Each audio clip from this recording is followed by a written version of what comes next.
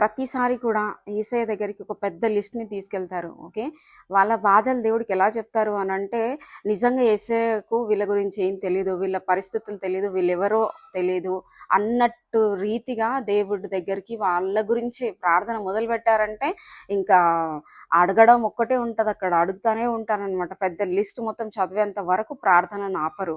So ఇలాంటి ప్రార్థనలతో ఏం జరగదండి. ఎందుకు అనంటే మెయిన్ కీని మిస్ అవుతున్నారు. ఏంటి, మొదట ఆయన రాజ్యాన్ని నీతిని వెతకాలి మనం.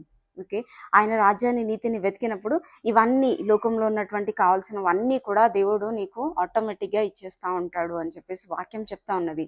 సో ఎప్పుడన్నా ఉదయాన్నే లేవగానే, తండ్రి ఈరోజు నువ్వు నన్ను ఇలా వాడుకోబోతున్నావు నాకు చెప్పు, ఈరోజు నేను నీ ప్రేమ లోతుల్లోకి ఇంకా నేను నెక్స్ట్ లెవెల్లోకి నేను తెలుసుకోవాలని అనుకుంటున్నాను, ఈరోజు నాకు ఒక వాగ్దానం ఇవ్వు ప్రభా, ఈరోజు నాతో మాట్లాడు ప్రభా, నన్ను దర్శించు తండ్రి, ఈరోజు నేను నీతి కార్యాలు చేయడానికి నాకు తలంపులను ప్రభాను కలగచేయి.